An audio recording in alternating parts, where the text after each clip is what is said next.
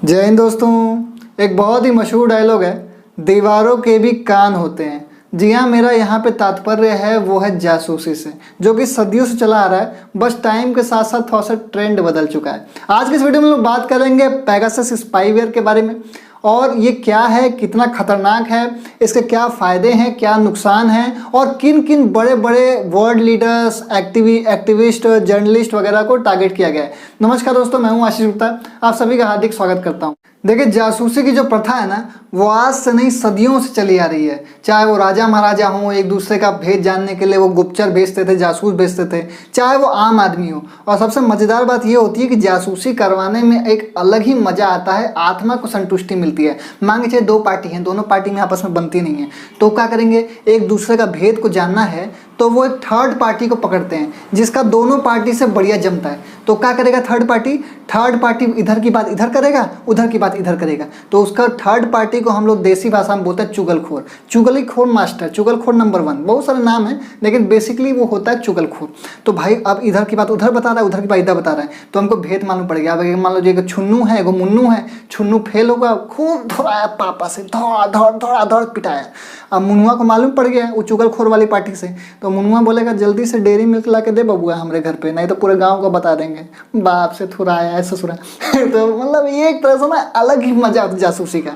तो पहले ज़माने में ऐसे हुआ करता था, आदमी खुद जासूस बनते थे, लेकिन अब टेक्नोलॉजी बढ़ गया। अब भाई साहब सब टाइम के टाइम ना ये बहुत सारे स्पाईवेयर वगैरह आने शुरू हो गए, जो हैकिंग के लिंक्स आने शुरू हो गए, जिससे हम किसी का वेबसाइट्स को हैक कर लेते हैं। आज के टाइम पे प्राइवेसी एक बहुत ही बड़ा मिथ है। अगर आप इंटरनेट से कनेक्टेड हैं तो कहीं ना कहीं आपकी प्राइवेसी जा चुकी है, पूरी तरह जा चुकी है। ये आपके मन की संतुष्टि के लिए कहते हैं कि नहीं नहीं हम आपको कुछ नहीं कहते हैं।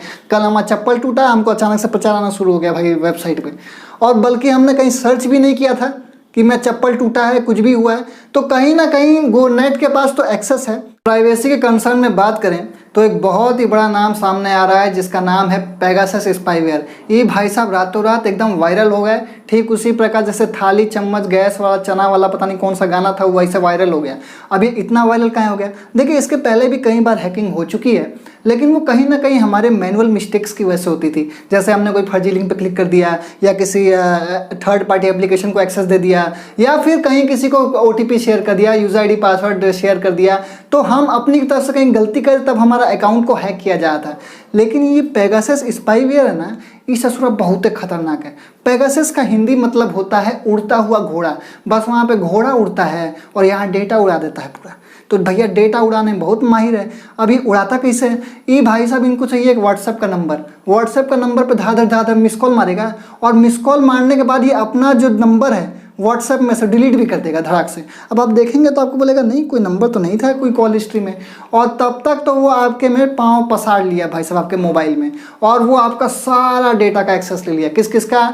माइक्रोफोन का एक्सेस ले लेगा, आपका गूगल के ब्राउजिंग हिस्ट्री का एक्सेस ले लेगा, जीमेल का ले लेगा, कॉल का ले लेगा, जो भी आपका है, जो भी डेटा है, सब चीज़ का एक्सेस ले लेगा। आपके प्राइवेट फोटोज़ देख लेगा, आप जब मर्जी करेगा माइक्रोफोन ऑन करके आपकी बातें सुन लेगा कि अच्छा क्या बात कर रहा है अभी हैं। तो मतलब ये सारी चीज़ें प्राइवेसी के मामले में बहुत ही बड़ी खतरनाक साबित हो रही है, क्योंकि ये जीरो क्लिक फैक्टर पे काम करती है। जीरो क्लिक फैक्टर क्या है?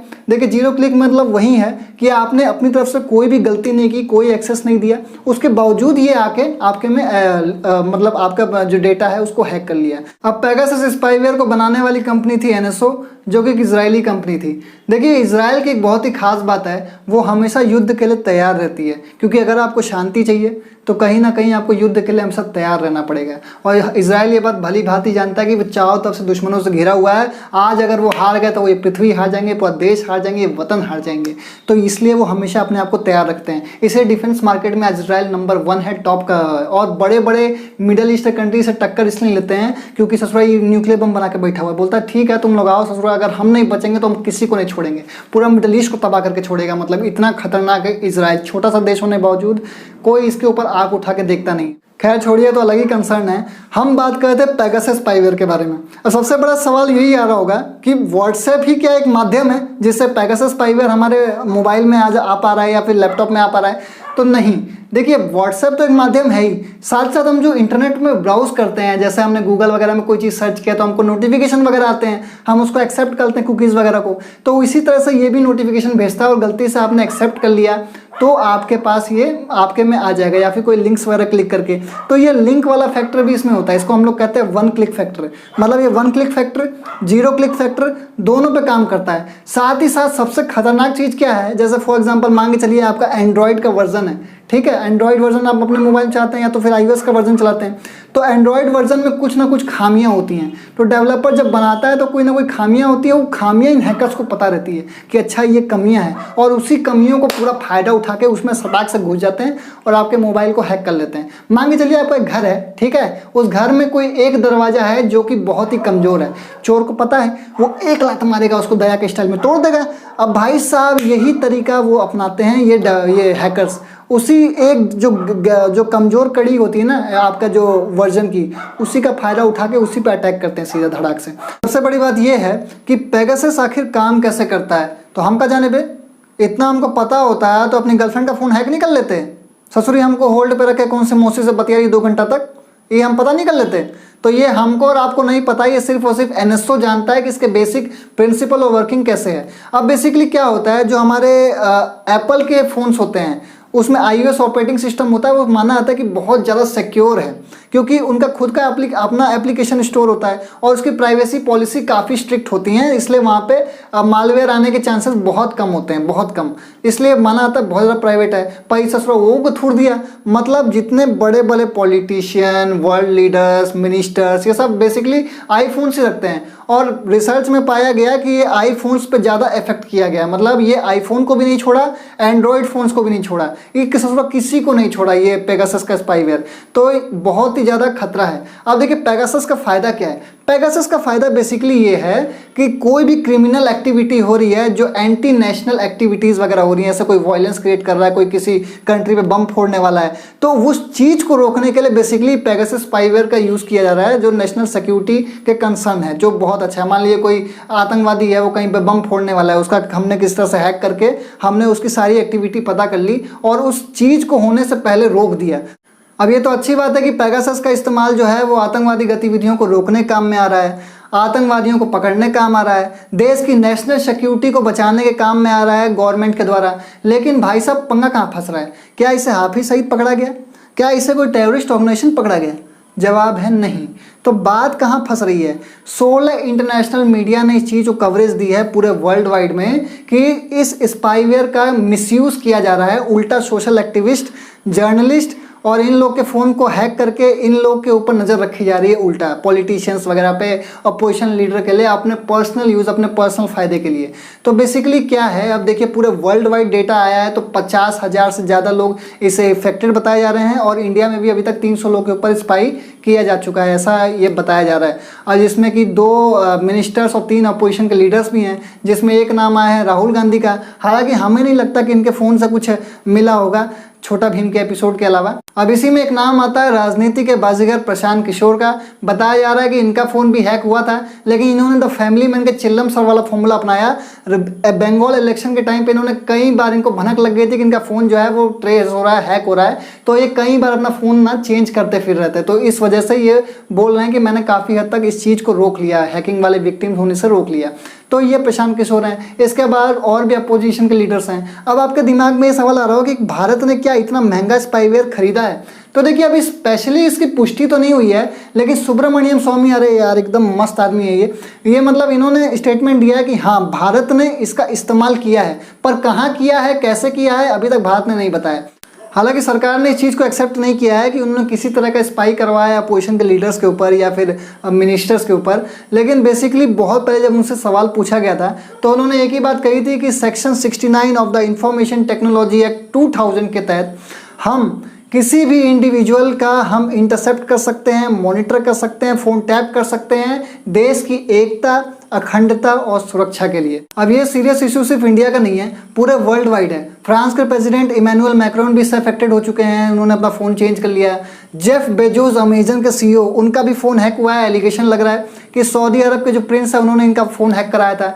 उसके बाद बहुत ही इंपॉर्टेंट पत्रकार जमाल खशोगी, आपको याद होगा जमाल खशोगी का जो मर्डर मिस्ट्री है वो आज तक सॉल्व ही नहीं हुआ, और मतलब ये सऊदी अरब के प्रिंस के अगेंस्ट में बोल दिए, ये भाई साहब इनका फाइल निपटा दिए। अब ये फाइल निपट गया तो इनका फ़ोन पहले गया फॉरेंसिक में, तो फ़ोन में उनको कुछ नहीं मिला, लेकिन जब इनकी वाइफ का फ़ोन गया ना फॉरेंसिक में तो मालूम पड़ा ये तो उसमें तो पेगासस का स्पाईवेयर मौजूद है। तो एक तरह से इनकी हर एक एक्टिविटी को नोट किया जाता है और टाइम आए तक इनका फाइल निपटा दिए। तो यहाँ पे बहुत ही सीरियस कंसर्न है कि हमारे एक्टिविस्ट जर्नलिस्ट की लाइफ अभी खतरे में चल रही है। मान लीजिए किसी का प्राइवेट फ़ोटोज़ हैं, कोई अपनी वाइफ से बात कर रहा है या फिर अपनी वाइफ से पर्सनल बात कर रहा है या पर्सनल को भी कोई कॉन्टैक्ट कर रहा है, तो ये सब चीज़ें अपनी जगह पर उनके लेवल पर ठीक है, लेकिन जब कोई चीज़ को पब्लिकली कर देगा तो वो बहुत ही बड़ा खतरा है, या फिर उस चीज़ की आड़ में कोई गलत काम करवा दे रहा है तो वो भी खतरा है। अब इसी लिस्ट में नाम आता है इमरान चाचा का। इन भाई साहब का भी फ़ोन हैक हो गया, तो ये करे तो करे क्या, पेगासस पे क्लेम नहीं कर सकते। पेगासस इजरायली कंपनी है और इसराइल कोई देश नहीं मानते। इनके पासपोर्ट में बड़े बड़े अक्षरों में लिखा है all countries valid except Israel. तो भाई साहब करे तो करे क्या, तो ये ससुरा बहुत तो चला के जी चोटा कहीं कहीं बोलता है। ठीक है, हम नहीं जानते पेगासस सॉफ्टवेयर कहाँ का है, कौन कंपनी का है, कौन देश का है, हम नहीं जानते। पेगासस जो है ना ये भारत के पास है और भारत ने हमारे ऊपर स्पाई करवाया। ये ससुरा भारत के ऊपर ठोकरा सीधा कि भारत ने हमारा अकाउंट हैक करवाया, हमारे ऊपर स्पाई करवाया। तो यूएन ने पहुंच गया कि हमारा इंसाफ करिए, हमारा भारत ने हमारा डेटा लीक किया है, हमारा इंटरनल सिक्योरिटी के लिए खतरा है। तो ये इसका काम भी बन गया। इसको पेगासस को इसराइल को रिकॉग्निशन भी देना पड़ा और हमारे ऊपर इसने नाम भी लगा दिया। अरे चाचा कम से कम एक सबूत तो दे दीजिए, चौचियाने से ये गले का नस दौड़ न जाएगा। ये सब चौचियाने से नहीं होता है। चौचियाने के लिए हमारे देश में भी एक से एक बैठे हुए हैं, चौचियाने से नहीं होता। सबूत ना दीजिए, हम आपके खिलाफ दिए थे सबूत में, आपको बढ़िया से सबूत दिए तभी ना ग्रे लिस्ट हुए थे FATF में, ब्लैक लिस्ट तो कर देंगे। अरे ये तो अब इस रोने लगा जी, अरे रोइए मत हाई लीजिए, हाई आंसू, अरे ये तो हाई लीजिए आंसू पूछ लीजिए। अब आपके मन में एक सवाल आ रहा होगा कि क्या कोई ऐसा इंटरनेशनल लॉ है जिससे अगर एक कंट्री दूसरे कंट्री के ऊपर स्पाई करवाती है और वो इसमें पकड़ी जाती है, गिल्टी फाउंड होती है, तो क्या उसके ऊपर कोई एक्शन लिया जाएगा या कोई लॉ के तहत उसके ऊपर कोई कार्रवाई होगी? तो देखिए एज सच इसके ऊपर ऐसा कोई लॉ नहीं है। हालांकि यूनाइटेड नेशन ने एक ट्रीटीज़ बनाई हैं, कुछ 3 ट्रीटीज़ बनाई जिसके ऊपर ये सारांश मिलजुल के यही कहता है कि अगर कोई एस्पेनोज का एक्ट होता है तो वो इलीगल है यूनाइटेड नेशन के ऊपर, और जासूसी अगर करती है तो इलीगल है और उसके ऊपर कड़ी कार्रवाई होगी। तो बेसिकली वो कौन सी 3 ट्रीटीज़ है वो मैं आपको बता देता हूँ। पहली ट्रीटी बनी थी 1946 में, convention on the privilege and immunities of United nation. Second जो ट्रीटी थी वो 1947 में आई थी, agreement between United nation and United states. और थर्ड जो ट्रीटी थी वो है 1961 Vienna convention on diplomatic relation. तो बेसिकली इन तीनों जो ट्रीटीज़ का सारांश यही कहता है कि यूएन पे अगर कोई भी एक्ट ऑफ एस्पेनोज का लगता है तो ये इलीगल है, उसके ऊपर कड़ी कार्रवाई होगी जो इस चीज़ को करेगा।